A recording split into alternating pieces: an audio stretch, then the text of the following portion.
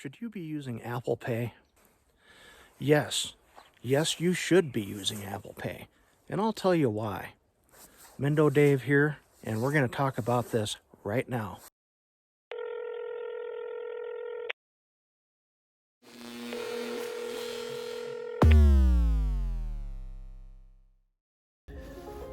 When Apple Pay was first announced way back in 2014, it seemed like a revolutionary idea that would take a while to catch on. Now, 6 years later, a little under half of iPhone users out there are paying with their phone. Google and Samsung Pay are also growing on the Android platform as well. Apple Pay currently accounts for about 8% of all global card transactions. Now that's impressive, but I can't help feeling that it should be even more popular than it is. If you aren't using Apple Pay at the grocery store, it's time to start. It's better than a credit card in pretty much every way.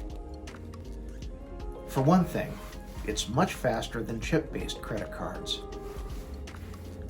So to start, credit cards are a little slow, making plastic a bit more of a hassle.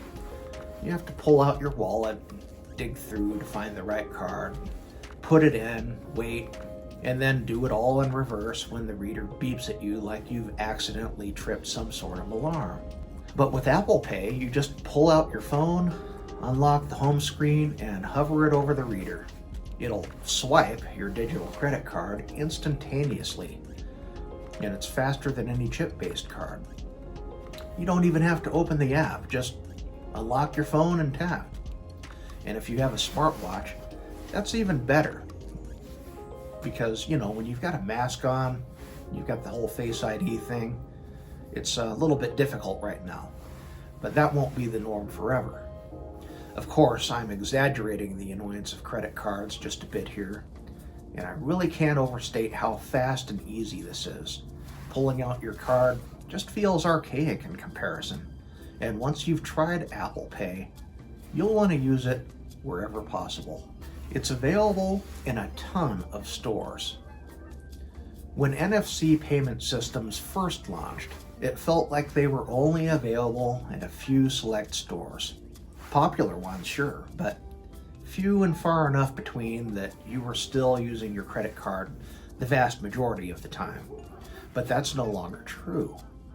Not only have more national chains caught up, from grocery stores to pharmacies to the mall and beyond, but smaller mom and pop shops often offer the service as well, thanks to Square and other modern payment kiosks that accept contactless payments. In my neighborhood, I have the convenience of Apple Pay at the grocery chain down the street, as well as the independent bagel shop around the corner. It's becoming rarer and rarer that I actually have to pull out my wallet. Of course, this may vary depending on where you live and the stores available to you, but it's becoming much more widespread. You still get your credit card points. There is a misunderstanding of how these services work. You aren't paying Apple, who then pays the retailer.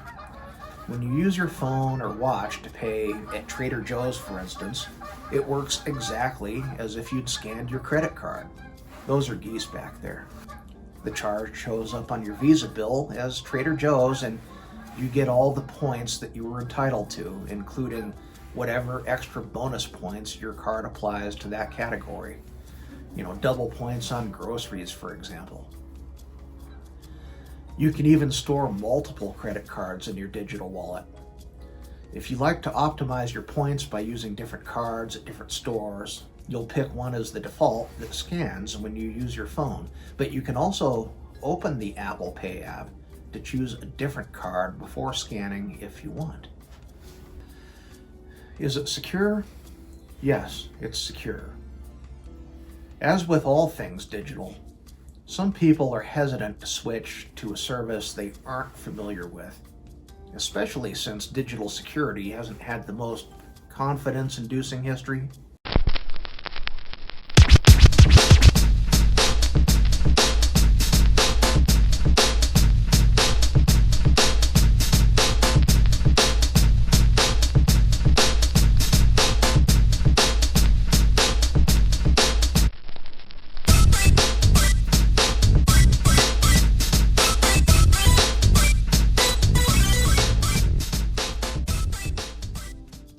You know what I'm talking about. All those big box chain stores that had the data security breaches. Yeah, credit cards haven't exactly had a good track record either.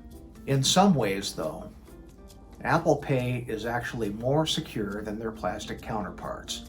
Both services use tokenization, which creates a unique code whenever you make a purchase. And the merchant never sees your credit card number. And even if a thief were to somehow steal that code, they wouldn't be able to use it to make more purchases. This is the same enhanced security your credit card chip uses. So to reiterate, the merchant in an Apple Pay transaction never has access to the user credit card information, and as a result, users never have to worry about their information being compromised in a security breach. Further, security at the device level is effectively impenetrable, as tokens, along with the encrypted keys responsible for this cryptogram, are all securely stored in the secure enclave. Remember the secure enclave? No? Well, quick recap. The secure enclave is a separate coprocessor that includes a hardware-based key manager, and that includes a random number generator, among other things. The enclave is isolated from the main processor to provide an extra layer of security. It's basically a separate computer on your phone and is not directly accessible by your operating system or any programs running on your device. Not only does it handle the secure credit card transactions, but it stores your biometric security information for the fingerprint sensor or Face ID as your device may have it. The important thing to remember is that the token is a one-time use digital signature that verifies that the number in transit to the card issuer came from the device being used. Oh, and if you lose your phone, you can brick it with the Find My app from a different device. If it's a non-Apple device, all you need is a web browser to log into your account.